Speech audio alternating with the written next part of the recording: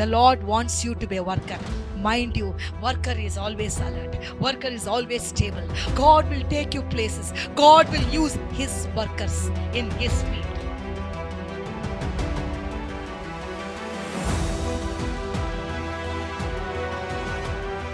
The son mentality and the slave mentality. What is a son's mentality? A son knows who he belongs to. See, when Adam was created, God created Adam and He gave him dominion over everything. All the dominion was given unto him. God told Adam, you can name, and that will be the name. He said, go and rule the world. Go and fill the earth. He had that because God was his father. And he never doubted anything. He just did what was said. And it came to be. He named everything. He had the dominion. But after the fall, after the disobedience, he was not the same person. Now he had lost the authority. Now his father was a different father. The enemy became his father. Satan, because Satan is the father of lies. Listen to me carefully. I'm making a very, very strong point here. Your authority comes from who your father is. Adam lost his authority, his sonship, because after the fall, man lost it. And that mentality is stuck even with people who are redeemed. Mentality of, say, a slave. Pharaoh was holding these people. He was making them do his projects. And as long as they didn't realize, God had to take them on a trip. I will come back to that sometime during the course of this sermon. But before I can address that, today, you and me have to become the sons and daughters. When I say sons, it is not only about the gender. It is not about the gender. God is not a person to go by gender. These days they have lot of things speaking against gender. But I am telling you, if you are a woman, you are a woman of God. If you are a man, you are a man of God. If you are a daughter, you are a daughter of the living God. If you are a son, you are the son of the living God. So there is no gender bias in the kingdom of God. The Lord says, if I am your father, where is my honor? In Malachi, the Lord questions. What if He questions me? If He asks me, if I am your father, where is my honor? Where is my honor? Actually, such questions should shake us. So, coming to this Pentecost, let's turn to Acts chapter 2, because there are a lot of other things. But this Pentecost Sunday, I want you to go back as sons and daughters of the Most High God. As sons and daughters of the Most High God, we are given power and authority. We are given domain. I told you, Adam was given the domain. But as long as God was his father, he maintained everything. He never had a doubt. He never doubted once how the seed will become a tree. How? Nothing. There was no doubt at all. But once he was stripped of that sonship, the enemy is in the business of stripping out that sonship. He is after your destiny. He was after Adam's destiny. Always Pharaohs. The enemy used Pharaoh to strip off the identity of the Israelites by making them worship something other than the real God. When what you worship is what you look up to. So they were stripped off. Today, as we have come to this Pentecost Sunday, as we are talking about power, as we are talking about the nature and the wholesome power that God has given us, let's understand, let's not allow ourselves to be stripped off of God's power. I want you to repeat after me. I am a child of God. Just repeat after me and you will see there is the power in your tongue and my tongue. A redeemed person's tongue has the power of life and death. This is a redeemed tongue. You and me are going to make this claim. I am not asking us to make empty claims. Many people, politicians and people, make empty claims. We are not here making empty claims.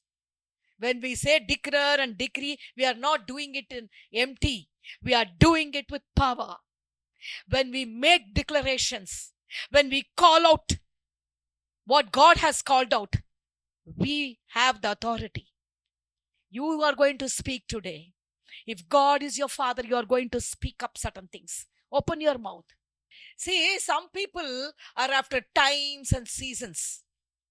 Certain things are meant for God. He will reveal what He has to reveal. Only when you understand what He has revealed, when you follow what He has already revealed, He will reveal further. Some people are after dates and seasons and things like that. But God was speaking something. Jesus was about to be lifted up. And before He was being lifted up, He said something very powerful. And that's what we are going to see today. Just as we continue, let's read the word. And I want you to turn to Acts 1, 7 and 8. But you will receive power. Say somebody with me. You will receive power. Send it next to you. You will receive power. Please.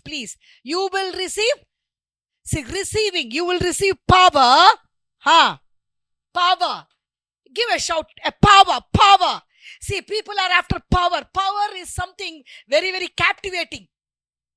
Anybody who has tasted power cannot be without power. If you are a mother, you will know you have that authority of a mother. And you cannot be without it. It's there. You are a mother. You always keep telling, I am your mother. I keep hearing that often here.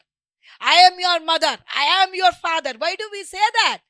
Because that authority, we think we know better than them. That authority has been given to us. You understand? If you are a teacher, you will say, I am your teacher. If you are somebody with authority, you say that authority. You speak that authority. When you see that authority is not respected, immediately you understand there is something wrong. Authorities needs to be respected. Any authority. Our word clearly says, every authority needs to be honored and respected. A parent's authority needs to be honored and respected.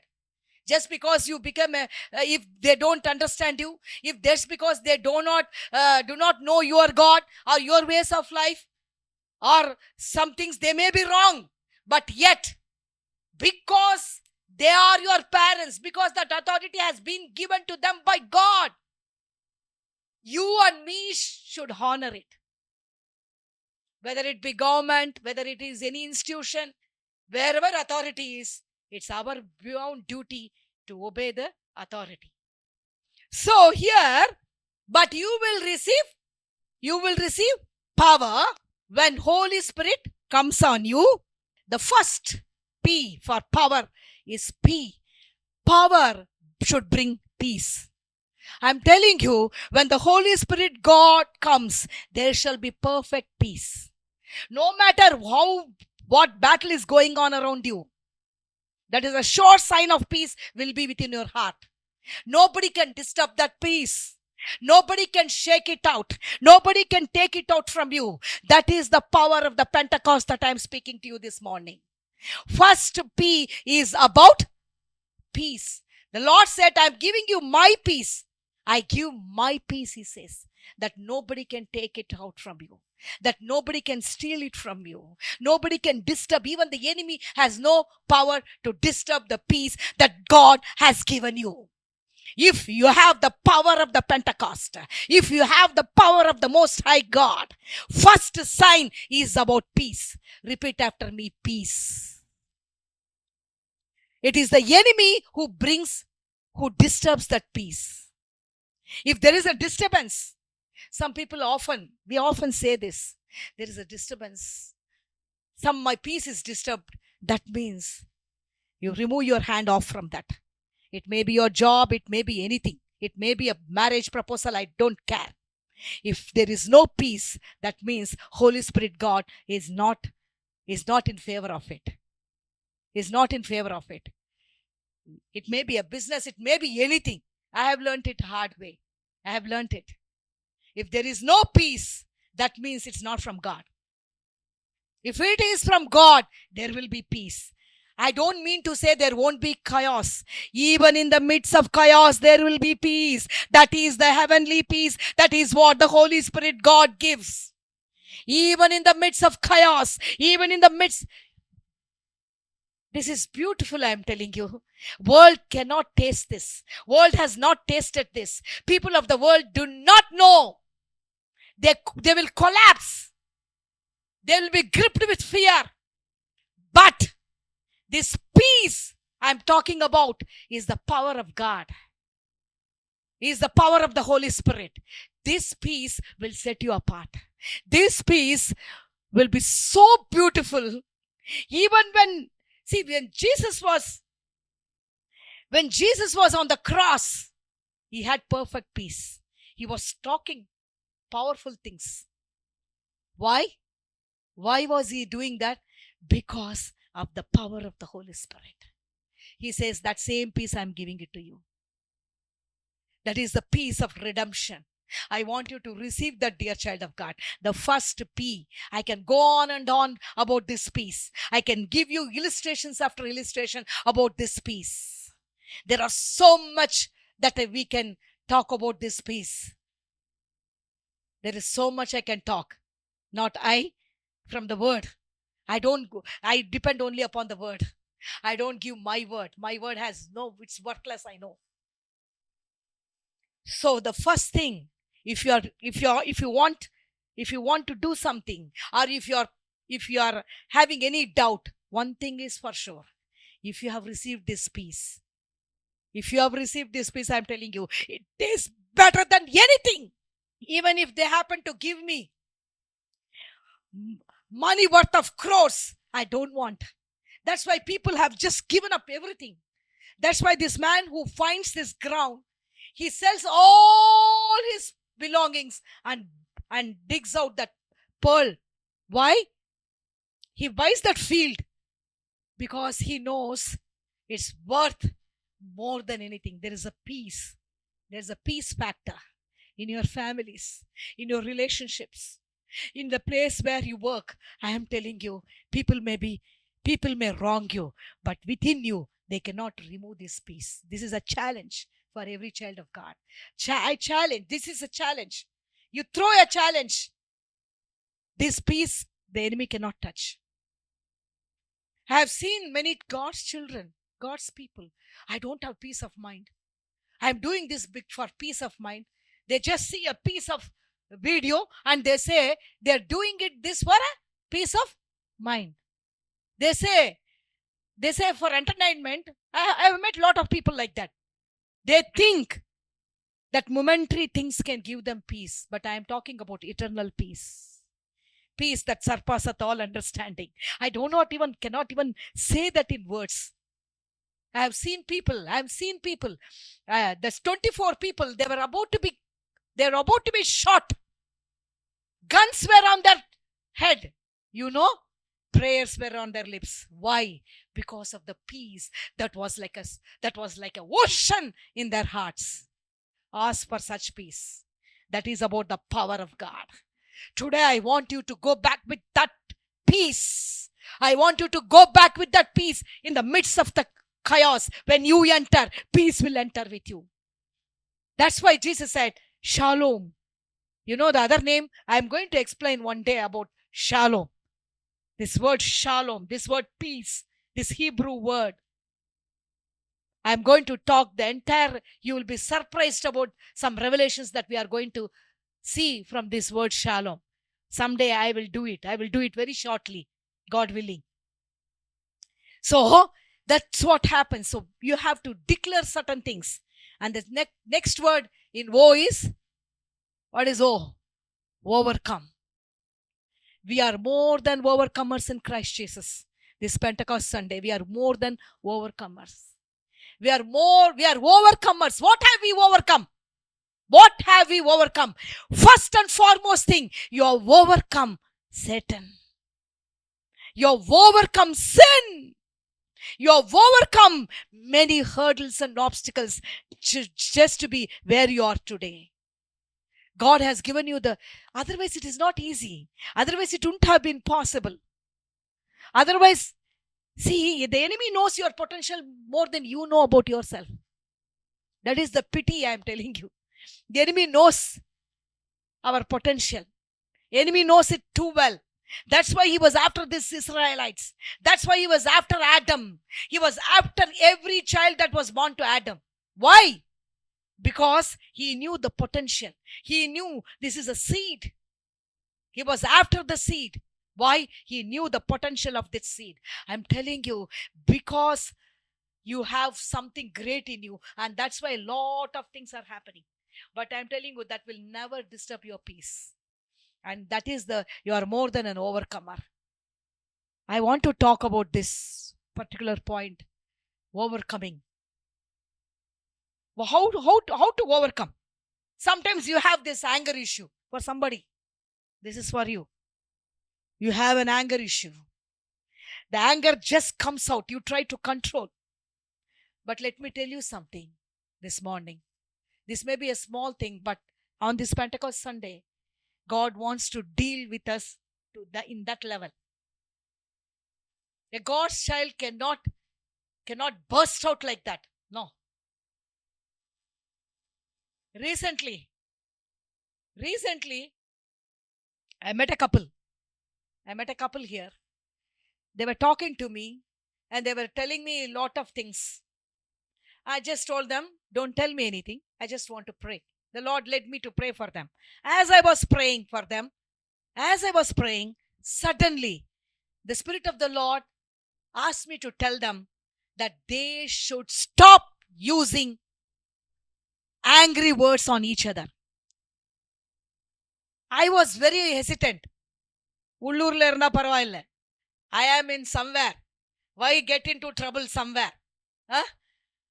But nevertheless, as obedient as I am to the Lord and His voice, I somehow mustered up all my strength and I said, I began to speak. I began to tell them. As I was speaking, the Lord was giving me the exact words that they were using against each other.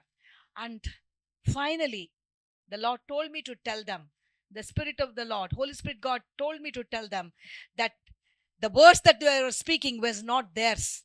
The enemy was putting such words to speak on each other. Mind you, don't scold your child with wrong words. I am not asking you not to correct. Don't use wrong words when in your anger. The enemy uses the very same word to put them in that same condition. So the words that they spoke was in the condition they were. He had told so many words. They were using words on each other. They were using such words on their family members. And it became so that the situation also became similar to what they were talking, what they were speaking out. Today, the Lord wants you to be an overcomer in that area. Be honest with yourself. Be honest with yourself, dear child of God. If you have anger issues, if you are in the habit of just bursting out, if you are not able to control yourself, today on this Pentecost Sunday, the Lord says, you are an overcomer. You can overcome any addiction. There is nothing that you cannot overcome because you have the power of the Holy Spirit. Today, whatever is the addiction, whatever is the thing that is trying to keep you a slave, you and me have the power. I'm telling you, once you receive this power, you can go about and you can speak words that will make others also to overcome their weaknesses. First, you should become an overcomer. I'm more than an overcomer. And first P is about peace. And the second thing is about overcoming. And what is this third word? W? Yeah. You and me are workers in the vineyard. Remember this. With peace and with the overcoming spirit, you and me are workers. Say, I'm a worker. Worker. I want you to participate, dear child of God. Worker. Just repeat after me. Worker. I am a worker. What work? See, if I ask you what's your job, you have a description. All of us have something to do. God never kept Adam without giving him any work. He kept him busy. He kept him busy, not lazy. Lazy spirit is from the enemy. Lazy spirit is from the enemy. Rise up early. Make it a point to rise up early. I do not know why I am saying. Because as a child of God, God is in the business of teaching even minute things. Sometimes we have to become, oh, what Pastor Ma, you're saying like this? I sleep only after 2. 4 o'clock I eat biryani. Anyone there? Please stop it. It's not good for your health. A worker needs to be fit. A worker needs to be alert. A worker, we do not know when the Lord will post you. He may post you in the most difficult place. He may post you for somebody who is waiting to be heard from you. Postings are coming your way, dear child of God. And that's why he's asking you to be alert. He's asking you to be very, very, very, very, very cautious. And he's asking you to be brisk. He's asking you to be brisk. I do not know. Some of you are going to be used by this power. Some of you are going to be posted in different situations, in different people's lives, or you are going to be positioned. And that's why the Lord is speaking to you through me, that you are a worker. I did not choose you. I did not give you these gifts just to keep it for yourself. I did not give you to just to become somebody, not for a celebrity status. No. Gifts are given. Calling is given, not to become a celebrity. Now that is about W, worker. You are a worker. You are a servant of God. You are no more than that. No more than that. Just treat yourself as a servant. Wherever you go, give prominence to others, but you treat yourself as a servant. I am telling you today, this will take you a long way. I have practiced it. I never want anybody to recognize me. I don't want anybody to call me by any title. I always am blessed to be a worker. The Lord wants you to be a worker. Mind you, worker is always alert. Worker is always stable. Worker, God will take you places. God will use his workers in his field. You are a worker. You are a worker. Overcomer, worker. Then what is the next word? Next word is E. Hallelujah. How many of you want to E? How many of you want to know what is E? How many of you want to know what is E? How many of you? The Lord tells me to tell you that there are so many words for E. But Lord, when I was praying, he just gave me this one word. He is about encourager. You have to be encourager. If you have the power of God, you will never discourage people. The Lord is asking you, the Lord is putting in you a spirit of encouragement for somebody who is going through a difficult patch of time, who is going through. That's why you see, David encouraged himself. There was nobody to encourage him. He encouraged himself. This encouraging spirit will encourage himself. In that situation, there was nobody. He encouraged himself. Sometimes we want people to encourage us. Today, the Lord is asking you to encourage yourself. Encourage yourself to study the word of God. Encourage yourself to preach the word. Encourage yourself to go about and speak the word in truth and in power. Encourage yourself. If you don't encourage yourself, the enemy is going to use you to his benefit. The enemy is capable of using you for his benefit. If you don't want to be used for his benefit, if you want to be used for the benefit of souls, for the benefit of your soul and your destiny, today the Holy Spirit God is telling me to tell you to encourage yourself. Don't speak negative words. Don't speak things that is not from God. You are filled with His Spirit and speak by the Spirit. Many times, don't go into that pity mode. I don't have this. My family, I have so many difficulties in my family. My brother is not all right. My sister is not all right. I am telling you, God has given you the power to speak. God has given you the power to speak. He has given you the spirit of encouragement. Today, receive it, dear child of God. If you are not encouraged, the enemy is there to discourage. There are so many people who are getting discouraged, and God is going to take you to people who are discouraged. How many of you are saying, Lord, use me as an encourager? First, let me encourage myself, Lord. Let me encourage myself, Lord. Encourage yourself to be filled with the power of God. Today, you are getting that encouragement, child of God. You are receiving it. Receive it today. You are going to become an encourager. How many of you want to become an encourager? First, encourage yourself. First, encourage yourself. I see your soul is weary. I see there is a lot of pain in your soul. Your story is going to encourage somebody. The path that you're going through now, that very story is going to encourage somebody. Your testimony is going to encourage somebody. Your love for God is going to encourage somebody. Your path of righteousness is going to encourage somebody. Recently, somebody asked me, why I am allowed to go through this? I remembered only one thing. If I had not encouraged myself, I would have lost myself. If I had not encouraged, today I wouldn't have been standing as a servant of God. Today, for somebody, you should encourage yourself. Don't bother about others. Don't wait for somebody to encourage you. The Holy Spirit that is within you, the power of God that is within you, the power of God that gave you peace, that made you an overcomer, that made you a worker, has got the power to give you to become an encourager. Raise your hands, those who came for the English worship. Lord, we speak this.